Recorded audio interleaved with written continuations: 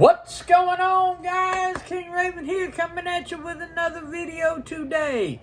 So today we've got another interesting knife review. This is one of the knives sent in from Shieldon Knives. Big thank you to Shieldon Knives for sending this knife in for review. But before we get into today's review, let's do a quick wrist check. I'm wearing the Spinnaker Croft on a strap code bracelet. Love the Spinnaker Croft. And today's blade is the Damn Designs Jin. This is not the Jin XL. This is just the regular Jin. D2, G10, liner lock, little small front flipper. Love the Damn Designs Jin. Okay. Let's flip this camera around and get into today's review. Okay guys, so this is one of the knives sent in from Shieldon Knives. This one we're going to take a look today. I'll let you read right here. This is the Empoleon. This is in D2 steel and it's got G10 handles. There's the numbers and all this stuff on this one right here. Okay, I'll also leave a link and a code down below in the description of this video. So if you didn't watch the unboxing video, you'll know you could see all the Shieldon knives that I was saying came in these package sheaths like this. So you get a sheath that's got a nice little button you can put on like a backpack through like molly straps or whatever, or you can just run your belt loop through there and carry it on your belt loop. Okay, so let's get into the actual knife. This is the Empoleon.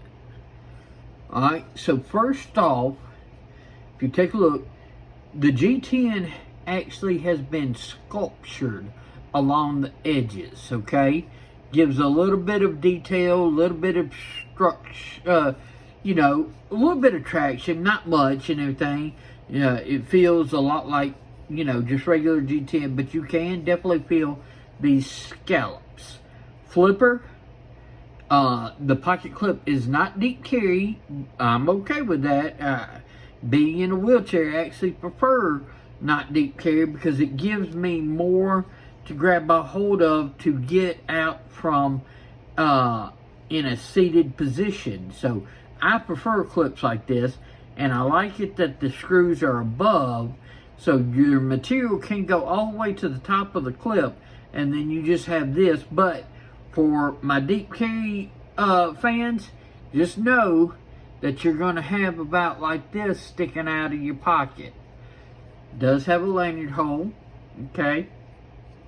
The pocket clip is canted a little, so it is going to kick it this way just a little, minimize that flipper tab, but it still may hit on stuff in your pocket. Let's check out this blade. Okay. Nice, very simple, clean lines. Let's do some size comparisons. Okay, against the PM2 and Para 3. So as we can see here, its length is like the PM2. It's just a lot narrower this way. It's not as tall. Okay, thickness wise and everything, we're probably still in that same thickness, maybe just a hair thinner than the PM2, but so it's still got some thickness on it, but it is a lot narrower. It's not as tall that way. Okay, let's do a couple of more comparisons. I don't have many knives in my collection that are so thin this way, so I really had to go into, let's get similar length. So this is the Hinder Eclipse, and this is the Gale Bradley 2.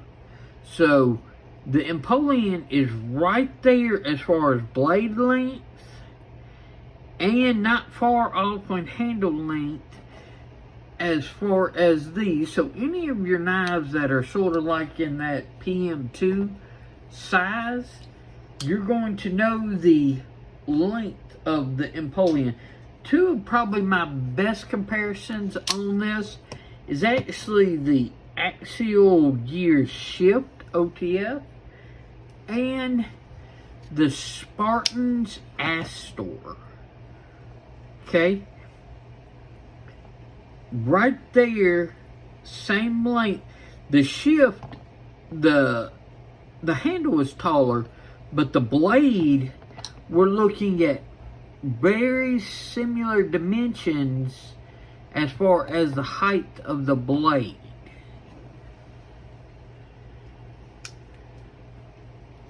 All right. So, let's do some actual ruler measurements. I'm going to flip it this way because it's rocking on that clip. It's basically an 8-inch knife. Cutting edge is right under that 3.5 inch. I mean, it's almost skirting that 3.5 inch mark. Right, I mean, it's probably that 3.3, 3.4. To the top of the G10, we're right at that 3.5 inch mark. So it's got a fairly good sized blade to it. Let's check out some of the weights on this. It is 3.14 ounces. Let's make sure. Yeah, 3.14 ounces. And blade stock 0.10. Handle thickness, depending on, it's 1/2 inch.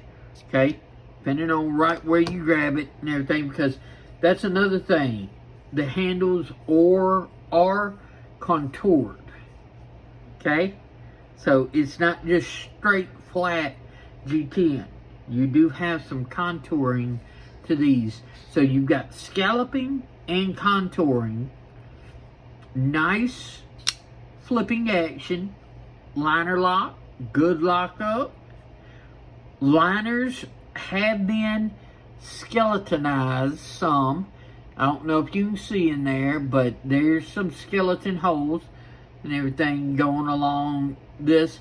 Not as much on the lock side because of the lock cutout, but on the show side, it has definitely got about 5 or 6 skeletonization holes to make it a little bit lighter. Feels good in hand. Like I said, I don't have many knives that are in this like territory to where they're long, but they're not tall this way. Let's just see.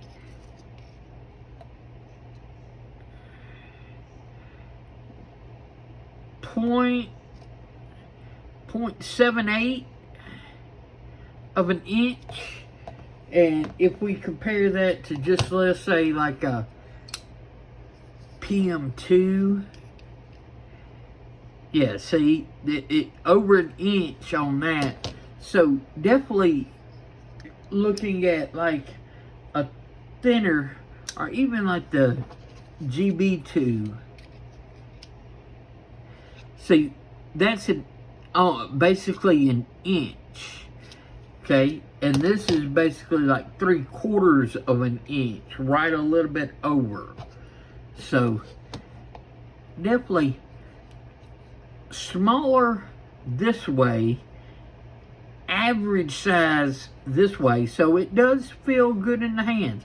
No jimping or anything like that on the spine. It's just straight, smooth. blade and everything has a good grind to it. It's very slicey, but it's not the thinnest thing behind the edge, and that's one reason, because just it's such a short blade this way. The grind's only going so far. It's not got too terribly thick stock, so it is slicey. It's just not the thinnest, sliceyest blade that there is. But I like that it's got the width to it. I think that makes up. If you're going to narrow it this way, you got to keep it this way, so otherwise it's just going to feel very awkward in the hand. D2 steel, which is coated, so that's going to help with some of like corrosion resistance and stuff like that. And D2 is a very good steel. It's very tough. It's got good edge retention. G10, the construction and fit and finish is not bad at all. I can't complain about it at all. Little bit of a double clutch on that D10, or it could have just been me. Action is pretty doggone good. The flipping action is great. Closing, you get over the D10, yeah, no problem. It's smooth, running on bearings. Okay. That is the Shieldon Knives Empoleon. I like it. I like it. If you're looking for a knife that is longer but is sort of narrower, this is definitely one. You know, it almost, I've never handled one of those like CRKT CEO, but it's got one of those vibes to me and everything. Long and narrower. Let's flip this camera around and wrap up today's review of the Shieldon Knives Empoleon. So what do y'all think about the Shieldon Knives Empoleon? Very long, narrow, very slicey knife. I like it. Out of the three that I'm going to do reviews, this is probably my least favorite.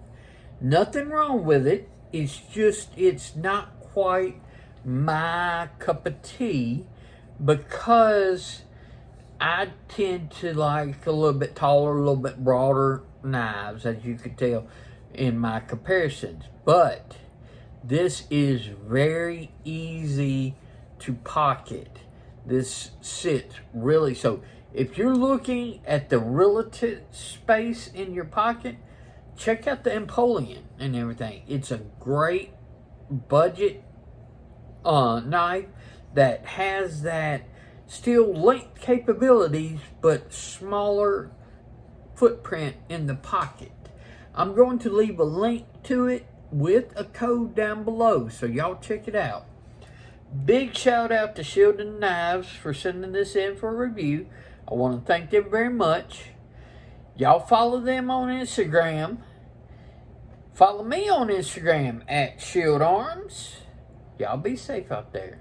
I'm King Raven, and I'll catch you in the next video.